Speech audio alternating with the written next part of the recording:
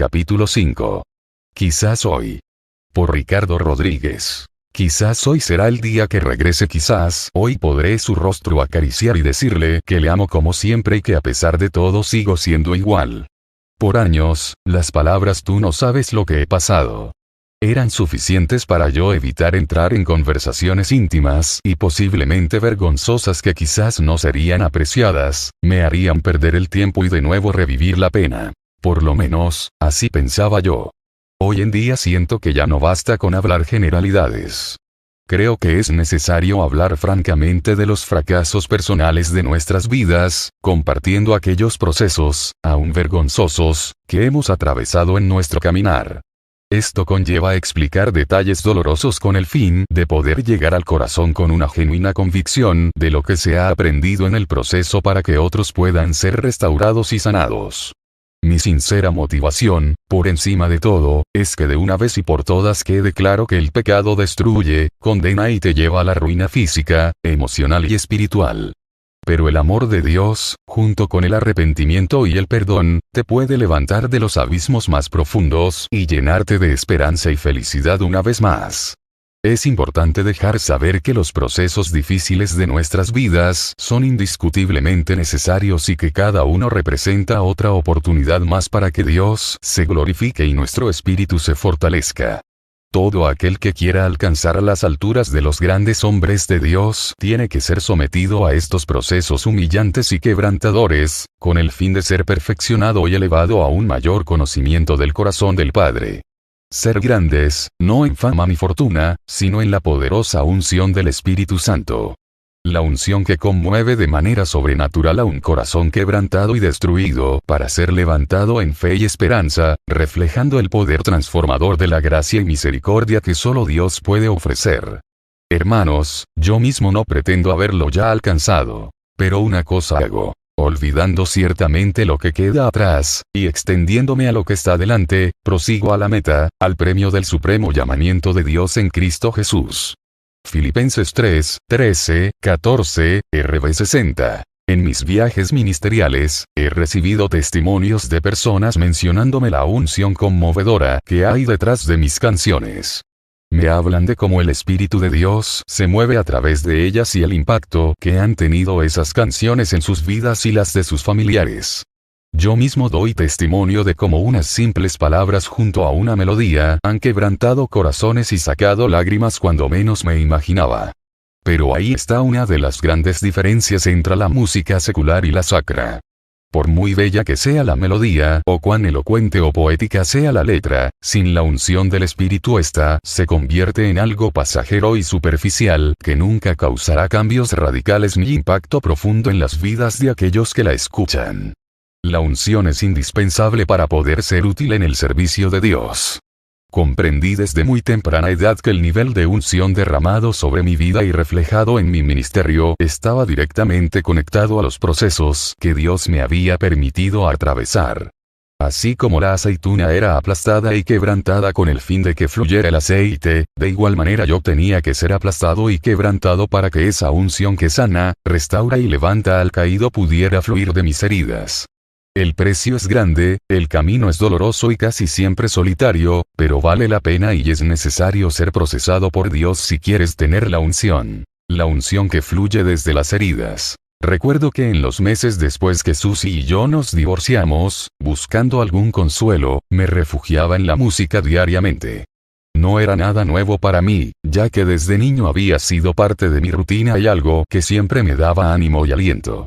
En ocasiones, lo recibía en los himnos que había cantado en mi niñez. Otras, en aquellas canciones que escuchaba en la radio o que tenía en mi colección.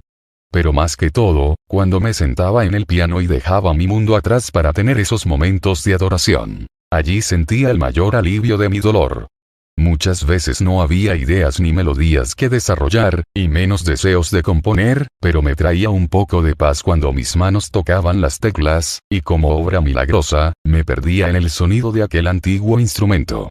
De vez en cuando regresaba a la casa de mi madre, sin tener a dónde ir, y dormía siempre en la sala al lado de mi viejo piano. Era demasiado doloroso continuar en un lugar tan solitario y con tantos recuerdos amargos como lo era mi propio hogar. Una noche, de tantas que pasaba sin dormir, me senté en mi piano como lo había hecho cientos de veces desde joven. Recuerdo que esa noche había llorado mucho, y en mi mente cuestionaba a Dios por todo lo sucedido, reclamándole por qué se había olvidado de mí. Esta vez, en la oscuridad de la sala y en el silencio de la noche, comencé a tocar una melodía desconocida pero muy simbólica, de todo lo que estaba sintiendo mi corazón.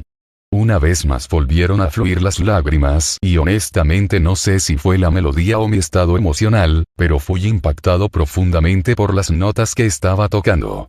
Después de un rato, dejé de tocar y levantando mi cabeza mis ojos se cruzaron con una Biblia que estaba encima de aquel piano. No recuerdo haberla visto antes de sentarme, pero no me extrañaba que estuviera allí, ya que mi madre tenía Biblias en cada esquina de su casa. Buscando alguna inspiración y consejo divino, y tal vez anhelando escuchar de manera audible la voz de Dios, como suele suceder cada vez que estamos en crisis o sin esperanza, abrí las páginas de aquella Biblia. Mis dedos me llevaron directamente a Lucas 15:11. Y comencé a leer esta parábola que por tantos años había escuchado. Me la conocía como la palma de mi mano. Era una de mis favoritas, ya que me identificaba mucho con el hijo que se fue de la casa. No por haber sido rebelde como él, ya que siempre había intentado dar buen ejemplo en casa, sino más que todo porque desde mi niñez anhelaba ese abrazo incondicional de aquel padre que nunca tuve, así como aquel hijo lo recibió de su padre. Todos soñamos con ese amor sin fin y con aquel Padre que nos ama a pesar de nuestras faltas y rebeliones. Cuando llegué al versículo 20, algo sucedió en mi espíritu. Una revelación que claramente me ayudó a entender como nunca antes, el profundo amor de mi Padre Celestial. Y levantándose, vino a su Padre. Y cuando aún estaba lejos, lo vio su Padre, y fue movido a misericordia, y corrió, y se echó sobre su cuello, y le besó.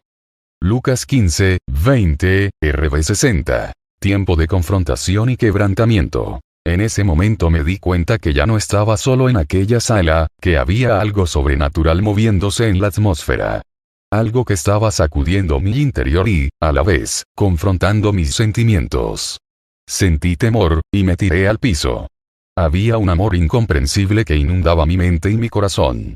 No podía ni hablar cuando, de repente, mi memoria se remontó años atrás hasta aquel primer encuentro con Dios en un campamento de jóvenes. Yo tenía apenas 17 años cuando sucedió algo que transformó mi relación con Él.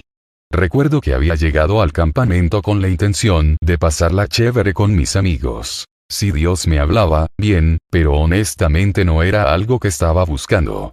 El primer día del campamento, ya de madrugada, cuando todos estaban ya en sus camas durmiendo, sentí algo que nunca había experimentado en mi vida, como un gran temor dentro de mi corazón. Yo no soy de aquellos que se asustan fácilmente, ni sufro de fobias causadas por el miedo a la oscuridad, ni tampoco padezco de valentía cuando hay que enfrentar lo desconocido. Pero esa noche, el miedo que sentía era paralizante. Tanto que aún estando en una habitación rodeado de amigos, y siendo yo alguien que me crié creyendo en un Dios poderoso, se me dificultaba conciliar el sueño. Nunca había experimentado algo semejante. Sin poder aguantar más, llamé a mi tía, quien era mi pastora en ese entonces, y al pastor encargado de los jóvenes, para que oraran por mí. Cuando ambos llegaron, viendo mi condición emocional, me preguntaron qué me sucedía, pero yo no podía ni responder. Entre lágrimas les comenté lo que estaba sintiendo y de aquel terrible temor que estaba abrumando mi corazón. Les dije que sentía como si el bien y el mal estuvieran peleando por mi alma, y yo en el medio tenía que tomar una decisión. Rápido me llevaron a un cuarto aparte que usualmente se usaba para orar, y allí me impusieron las manos y comenzaron a clamar. Pasaron lo que parecían horas, y hasta el día de hoy puedo decir que nunca he llorado tanto como lo hice esa noche en aquel campamento. Sentí la presencia de Dios de una manera palpable y fue algo maravilloso, pero a la vez, viendo allí mi condición delante de Él, me sentí inadecuado. Dios me confrontó, recordándome mis acciones, mi mal temperamento, mi falta de convicción y mi ejemplo cuestionable, aun siendo líder ante los demás. Había estado viviendo una doble vida y Dios quería más de mí. Esa noche, en aquel campamento, solté todos mis planes y mis sueños, mis talentos y mis habilidades, y los dejé en las manos de Dios. Al fin pude encontrar la paz que tanto anhelaba. Le entregué mi vida por completo a Él y decidí en ese momento servirle con todas mis fuerzas y mi corazón. Una vez más, estaba sintiendo aquel mismo temor que me había dejado paralizado y en lágrimas en aquel campamento de jóvenes años atrás. Tomando fuerzas, no sé ni de dónde, seguí leyendo su palabra y aún más me impactó. ¿Cómo era posible que este padre de la parábola, quien representaba a nuestro Padre Celestial, pudiera demostrar tanta gracia y misericordia? Tanto así que estuvo esperando a su hijo desde el día que se fue hasta el día que regresó. Vi a un padre perdonador, sin ira ni rencor, el perfecto ejemplo de lo que es ser un verdadero hijo de Dios. Entendí en ese instante que no había nada que pudiera separarnos de su amor, pero sobre todo, esa madrugada escuché claramente la voz de Dios preguntándome, ¿quién eres tú para no perdonar? Esas palabras me rompieron por dentro y mi corazón fue hecho pedazos, quebrantado, quedando allí sin forma. No tenía defensa, no había palabras ni heridas que pudieran justificar mis acciones ante Dios. Era como si un velo hubiera sido levantado de mis ojos y todo se veía muy claro. Cuando vi el corazón de Dios y lo comparé con el mío me di cuenta que había sido un hipócrita, un hombre egoísta que no quiso compartir el mismo amor incondicional que había recibido como regalo de Dios.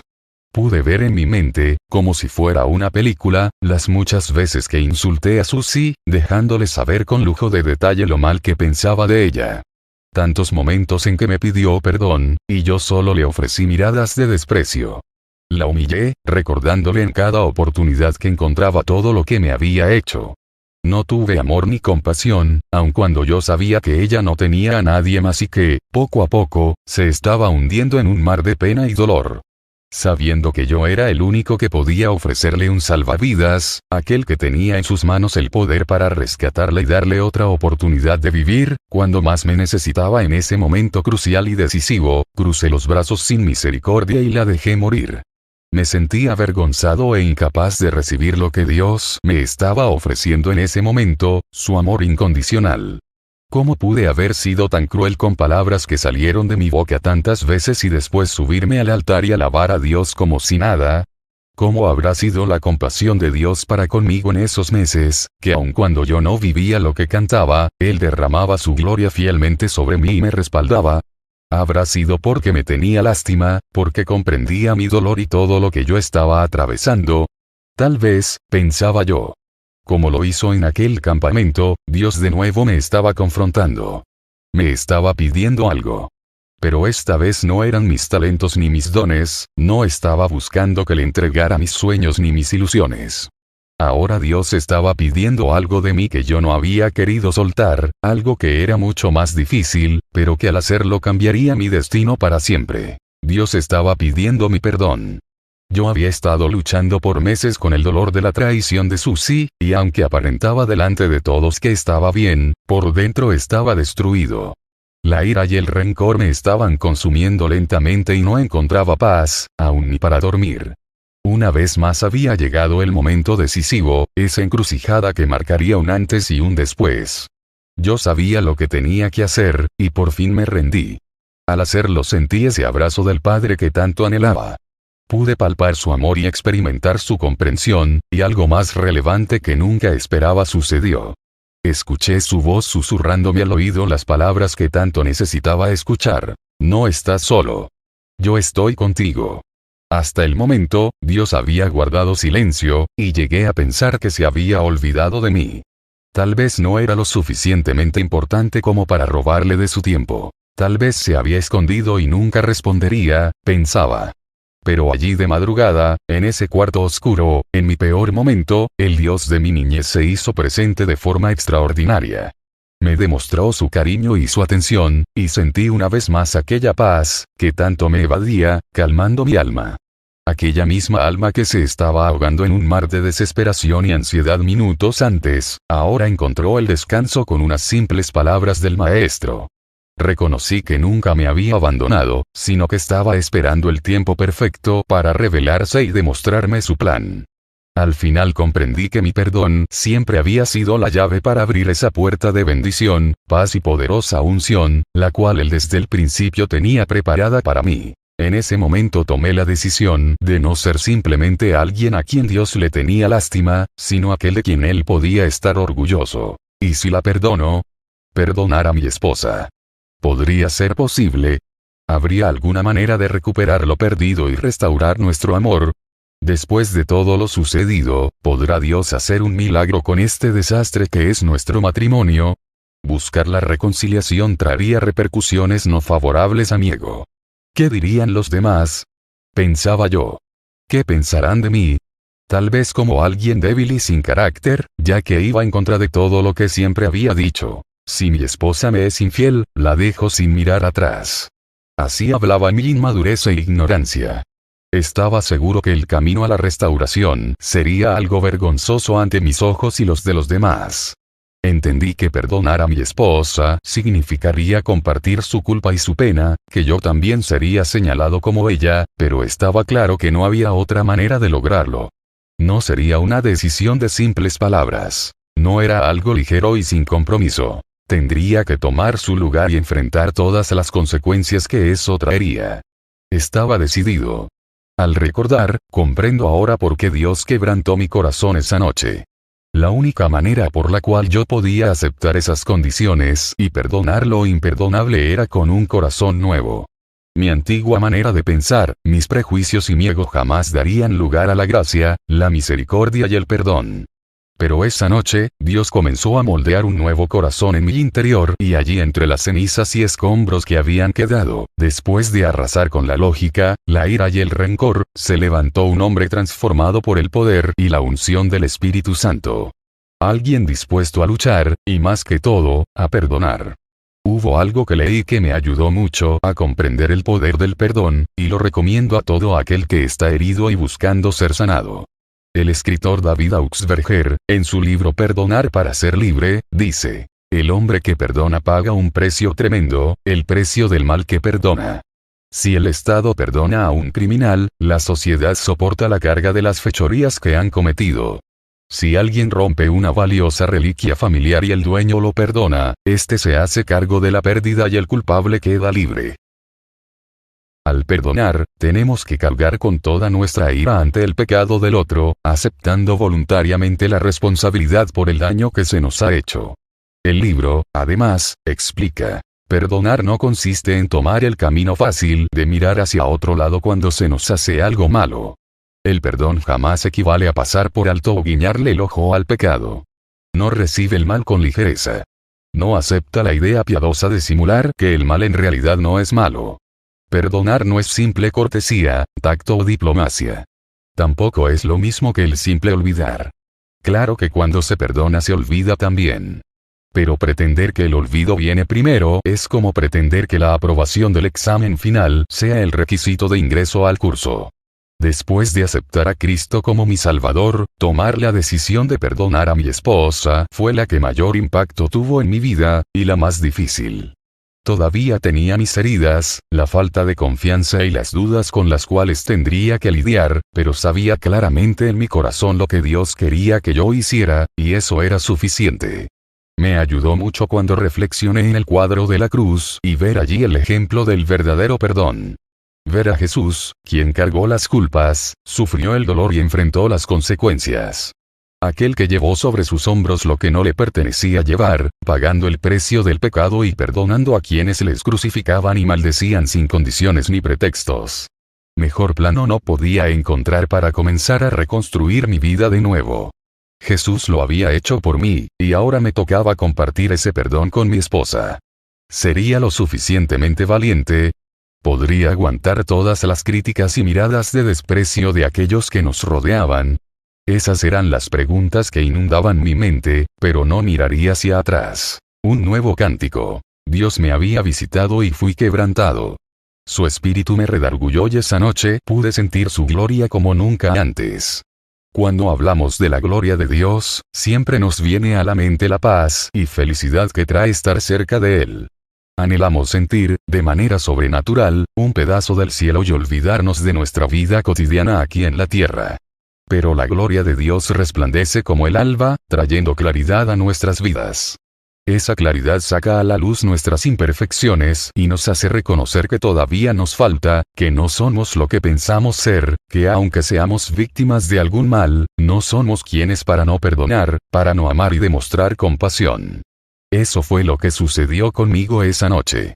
Su gloria resplandeció sobre mí y nunca sería igual. Sabía que iba a brillar diferente, que no iba a ser solo por mis canciones y mis talentos, sino que esta decisión me llevaría a otro nivel de gloria, reflejando lo que Dios puede hacer aunque todos digan que no. Dios me confrontó, no con castigo ni rechazo, ni con vergüenza ni desprecio, sino con amor y comprensión, y pude entender mi gran error. Me rendí a su voluntad como nunca antes. Ya no me importaba el pasado, solo quería que mi esposa regresara. Anhelaba su rostro acariciar y decirle que la amaba como siempre, que a pesar de todo, yo seguía siendo igual. Esa noche fue el comienzo de la restauración. Al igual que Susie, yo tuve que buscar el arrepentimiento, tuve que reconocer mis faltas y dejar que Dios me quebrantara en 1000 pedazos y me moldeara de nuevo con un corazón sensible, misericordioso y lleno de amor. Mi petición esa noche fue simple y tal vez atrevida. Pedí su ayuda en la restauración de nuestro matrimonio y también que por cada lágrima que yo había derramado de angustia y dolor, algún día pudiera ver las lágrimas de vidas impactadas y bendecidas por nuestro testimonio. Me senté al piano una vez más y comencé a escribir las primeras frases de la canción Quizás Hoy. Recuerdo que con cada cambio melódico y cada letra que ponía en el papel sentía la mano de Dios sobre mí. Era como si Él estuviera escribiendo la canción y yo solo era un instrumento en sus manos. El sentimiento, la descripción del Padre, las progresiones musicales, todo se me hizo fácil esa noche al componer este tema. Comprendí que Dios estaba esperando que abriera mi corazón, y tomara la decisión de abrazar el perdón, para entonces Él poder derramar aquella unción poderosa sobre mí. Dios quiere glorificarse en nuestros fracasos, anhela derramar sobre nosotros esa unción sobrenatural que torna lo imposible en algo real. Él quiere llevarnos a una mayor comprensión de su gracia y amor, y a ese profundo conocimiento de las características de su corazón. Pero nada de esto es posible si no tomamos la decisión de hacer su voluntad. Aun cuando sea increíblemente difícil, cuando no es lo popular, y tal vez nos quedemos solos, Dios demanda eso de nosotros. El perdón que libera y restaura. ¿Cuál es la voluntad de Dios? El mayor ejemplo lo tenemos en la cruz. Jesús, siendo inocente, vino a morir de manera cruel con el fin de pagar por nuestros pecados. ¿Por qué? Porque el Hijo de Dios tuvo que descender de su trono celestial y morir cruelmente colgado de un madero. No era capaz de simplemente decir los perdono, y hubiera sido suficiente. Bastaba con un solo decreto oficial del cielo y Él se hubiera evitado el sufrimiento. Pero la realidad es que todo pecado deja una deuda establecida que no se puede cancelar con palabras. Unos años atrás, alguien me contó esta anécdota. Un día alguien te invita a su casa a cenar. No es un lugar cualquiera ya que has sido invitado a cenar en la casa de la familia más rica de tu ciudad. Entras por las puertas del comedor y ves una mesa asombrosamente servida con platos lujosos para ti y todos los dignatarios que han sido invitados para juntos compartir una noche inolvidable. El dueño de la casa te explica que todo lo que se va a usar para comer, platos, utensilios, copas, etc., forman parte de una colección que ha sido para el uso privado de la casa por generaciones. Realmente no tienen precio. Comienzan a servir la comida y, claro, lo peor que te puedes imaginar sucede. Uno de los platos se te escapa de la mano y cae al piso rompiéndose en 1000 pedazos. Tu cara lo dice todo, quieres salir corriendo y brincar por la ventana. Anhelas que la tierra se abra y te trague en el momento. Pero tienes que enfrentar las consecuencias. No se puede reemplazar el plato, y no tienes cómo pagarlo. Solo te resta rendirte a la misericordia de los dueños y pedir perdón.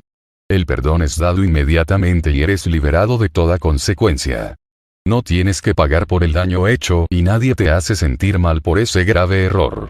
Pero hay que recordar que el plato sigue roto, y ya la colección no es la misma al faltarle una de las piezas más importantes. Ha quedado una deuda que alguien tiene que asumir. Resta todavía el dolor de haber perdido algo tan valioso. Los dueños de la casa te dieron la libertad, asumiendo ellos las consecuencias de ese plato roto. Pero cada vez que sirvan la mesa, habrá un espacio vacío de aquella pieza que jamás se pudo reemplazar. Así es el pecado, siempre dejando una deuda que sin falta hay que pagar. Todo error cometido deja consecuencias con las que hay que lidiar. El perdón es el acto de aceptar las graves consecuencias del pecado de otro, siendo uno inocente. Es llevar la culpa, pagar la deuda, y jamás rendirle cuentas al ofensor. El perdón libera al culpable de toda vergüenza y lo restaura a su posición original. Así hizo el padre con el hijo pródigo. Cuando se encontró con él en la senda, no le pidió cuentas del dinero que le quedaba, ni le importó las condiciones físicas en las que regresó. Tampoco lo posicionó por debajo de lo que él era, ni de lo que nunca dejó de ser, su hijo. Es más, la palabra de Dios da a entender que el padre no albergó rencor ni ira o enojo.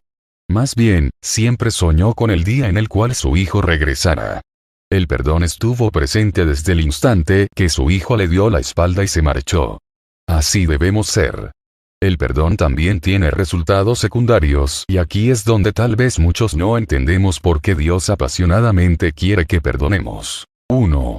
Perdonar no es una señal de debilidad, más bien, requiere mucha valentía y esfuerzo.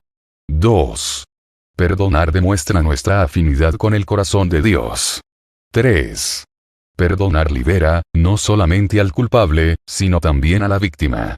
La ira, el enojo y el rencor son sentimientos dañinos que lentamente sofocan los sueños, la esperanza y el propósito de Dios para nuestras vidas.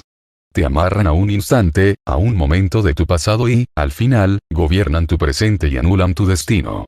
Recuerdo que en esos meses que estuve aferrado a la ira y al rencor, revivía el cuadro de mi esposa y su pecado una y otra vez. Eran escenas que constantemente estaban repitiéndose en mi mente. No había escape de día ni de noche, y física y mentalmente me estaban matando. No dormía, no comía y no había salida, por mucho que lo intentaba con mi razonamiento.